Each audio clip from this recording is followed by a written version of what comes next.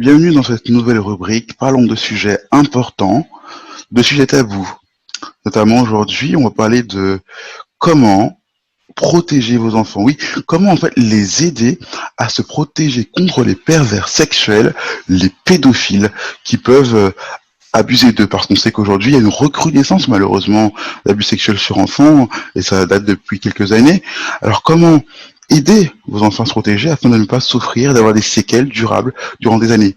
On sait qu'il y a certains qui malheureusement ont connu cela et ont eu du mal à vivre leur vie à cause de cela, et même ont appris des choses de la part de pervers sexuels qui étaient proches d'eux, qui ont compris récemment, malheureusement, que c'était pas des choses à faire, que c'était pas des choses à reproduire avec leur enfant, en leur apprenant des choses déplacées.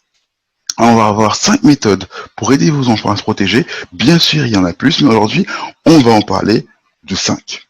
Déjà, premièrement, entrez dans l'environnement de jeu de vos enfants. Devenez leur meilleur ami. Jouez avec eux régulièrement. Et en cela, dites-leur, rassurez-leur, devenez leur complice et dites-leur, oui, tu sais, si un jour, quelqu'un t'apprend un nouveau jeu, n'hésite pas à le partager avec papa ou maman directement. N'aie pas peur, fais-le automatiquement. Comme ça, l'enfant se sentira à même de tout partager avec vous, tous les nouveaux jeux. Et si un pervers sexuel essaie de lui apprendre un jeu déplacé ou gênant, vous le saurez assez vite normalement, afin de pouvoir agir contre ces choses néfastes. On le sait, les pervers sexuels, les pédophiles jouent souvent sur la frayeur, en faisant croire à l'enfant que voilà, si tu parles de ce qu'on a fait, si tu oses dire quelque chose, je vais te faire du mal à toi ainsi qu'à tes parents. Que peut-on faire ainsi, nous en tant que parents, pour aider nos enfants à résister aux pervers? Tout simplement, surfer sur l'image héroïque. Oui, surfons sur l'image héroïque qu'ont nos enfants de nous. Pour un tout petit bout de chou, papa ou maman sont ses super-héros ou sa super-héroïne. Oh, maman et papa sont super forts, ils peuvent tout arrêter.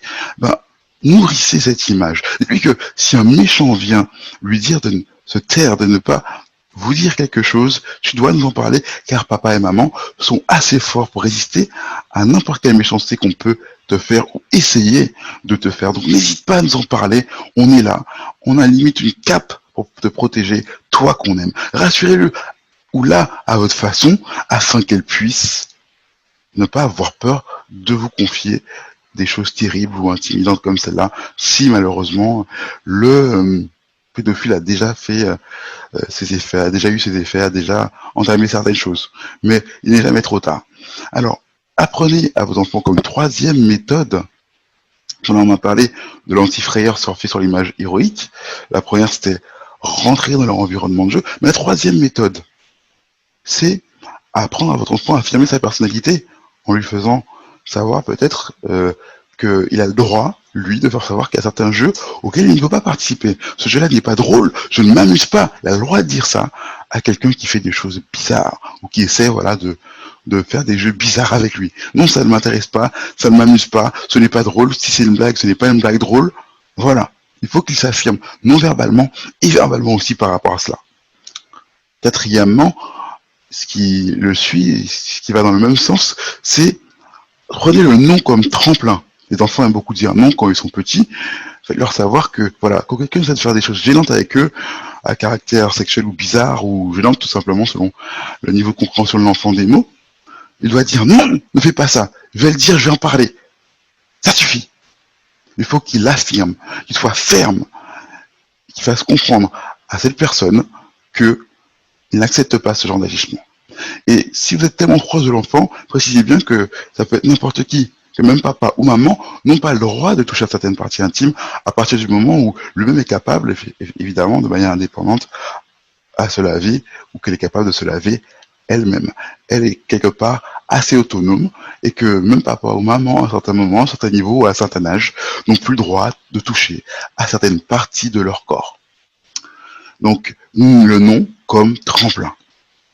Et bien sûr, le cinquième qui est important dans toutes les phases, lorsque l'enfant comprend qu'il est menacé, c'est la fuite. Il n'est pas capable physiquement de tenir face à un pédophile, un pervers sexuel, donc l'enfant doit fuir. C'est important, l'enfant doit fuir. Et ça, c'est quelque chose que vous devez l'apprendre à avoir comme réflexe. Après qu'il dit non, après qu'il dit ça ne m'amuse pas, il doit fuir rapidement afin d'être protégé, de se protéger lui-même et d'être en sécurité.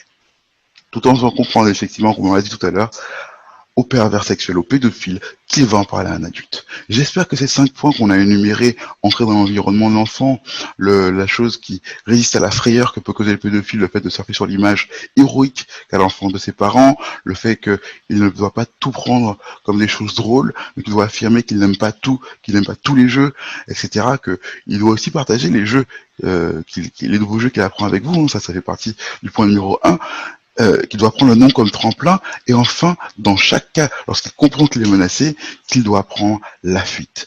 Donc, il faut toujours lui rappeler que si c'est papa ou maman, qu'il doit en parler à l'un des deux pour dire que papa ou maman a fait ça et qu'il n'a pas le droit. Donc j'espère que ça a été utile à vous et à vos enfants pour savoir comment mieux les protéger.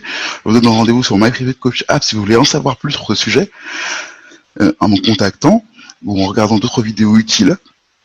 Et bien sûr, je vous souhaite tout le bonheur possible à vous et à votre famille en tant que parents et à vos enfants aussi.